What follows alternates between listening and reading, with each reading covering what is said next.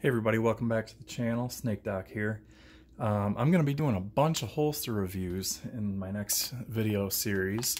I was reached out to by TEGE Holster, or I'm guessing that's how you say it. They didn't tell me how to pronounce it, so we'll call it TEGE. But it's T-E-G-E. Tactical equipment, thrust tack top. Choose your items.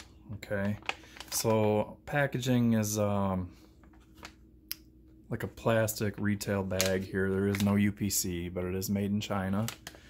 And that my package came directly from China.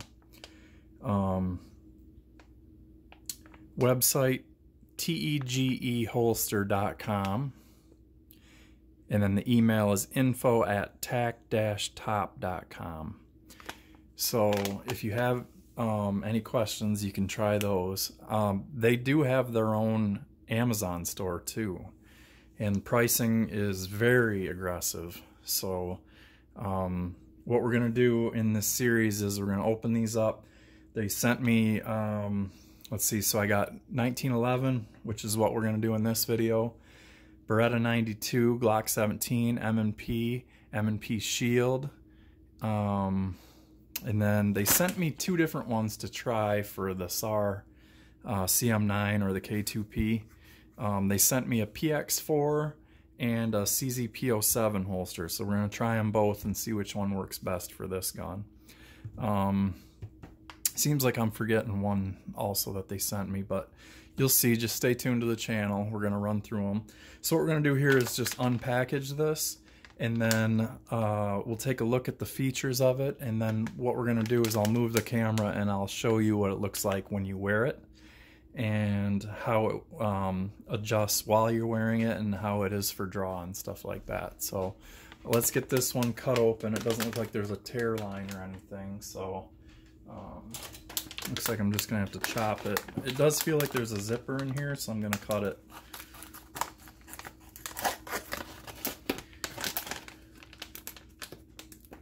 Yeah, so it is like a Ziploc bag. And so this one happens to be like a belt release. Blade Tech has something like this, and you can adapt these different ways onto different pieces of gear and different types of belts. This would be more like a competition style. And then what it is here is these spring-loaded buttons lock and unlock that. So that's locked, and when you squeeze that, you can open that up and unlock it. Now, the way that the cant works is you flip this trigger, and then I thought there was something I had to push. So there you can rotate. And this one is not like super fine tunable for your cant, but that locks it back in then, and then it can't go anywhere. So it does have indentations here that look like they would help grab your belt and make it more secure. And then it does have a paddle style release on it, which is above the trigger guard. So when you activate that, your finger is going to be on the slide. And there you can see the way that that locks is right there. You can see that moving in and out. It grabs the front of the trigger guard. The inside of this is very slick, extremely slippery, very nice. And the exterior is similar to a Safariland holster, like the 7TS holster line. It does have two holes here, so I don't know if that means that they're going to make a hood like Safariland has, but there you can see the profile of it. So let's see how the gun fits in there. We have a 1911. This is a GI style. This happens to be 9mm, but there is no difference in the slide width, and it is safety checked. So let's keep it in the cocked and locked position, because there is no point in having a hammer down on a 1911. And there you can see it. Oh goodness, it fell right out. So for some reason it's not grabbing on the trigger guard.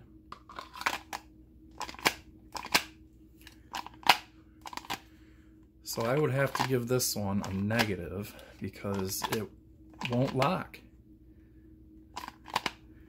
Yeah, it's not gonna lock.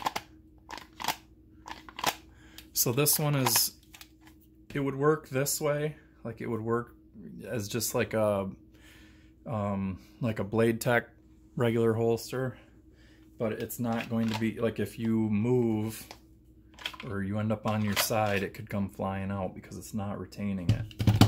So I don't know why. I think Rock Island has a standard trigger guard shape compared to a Colt. The packaging says Colt 1911 holster. It's interesting. It feels like it wants to lock in, and there's nothing impeding it from going down any further.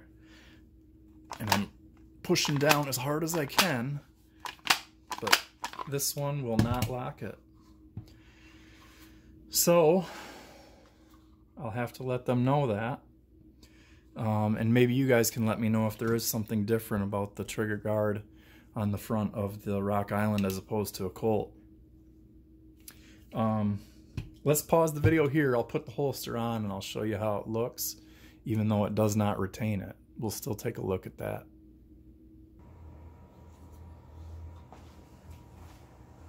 Okay guys, I'm going to come into frame here. I don't know if you'll be able to see my face or not, but it really doesn't matter.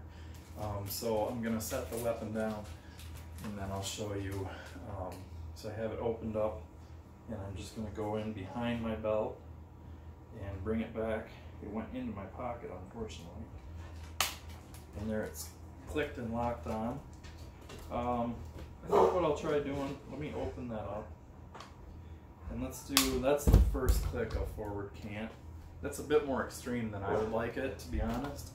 But let's see how it works here. So there you can see there's a good distance off the body. So this isn't really a concealment holster. This would be more for a range use or perhaps like an IDPA or Ipsc type shooting event. If I had that much cant on it, I would want it back farther. So I am going to release the lock and click it back to a straight drop, and that's way better for me. So here's what it looks like here. And that is a little bit forward of my, I'm going to slide that to my belt loop right here. I don't know if you can see that. But this would be a good spot if I was going to do a match. I can come right down to that and I'm ready to go. So let's see how it draws. It draws really nice and comes up to point of aim very well. You can come out. I don't know if that's even getting on camera, but low ready, but it's not locking, so that kind of defeats the purpose of the button. So I'm wondering if there is something with the Rock Island trigger guard. I can't imagine that this wouldn't work with a Colt if they marked it that way. Unfortunately, I don't have a Colt to try it with, but for this holster, it's not going to go with a Rock Island. So that's pretty much it. It does have a nice sight channel on it, so even if I had taller sights than the GI style sight, if I had like a dovetail type fiber optic on there, there's plenty of clearance there, and I'm not going to smack into that. So it is a nice position. I like where it's at. I believe on their site these are Ipsc legal, so they are. They're not too far off the body and everything's good about it there. So the position is great for handling, but unfortunately on this Rock Island it doesn't lock in. So maybe on a different style it would work perfectly. I don't know, this is my only 1911. So I will ask the company about it and let them know that Rock Islands do not lock or engage that mechanism. And maybe I can figure out a way to grind on that mechanism to have it click on, but I don't know right now. So thank you guys for watching, and always shoot safe.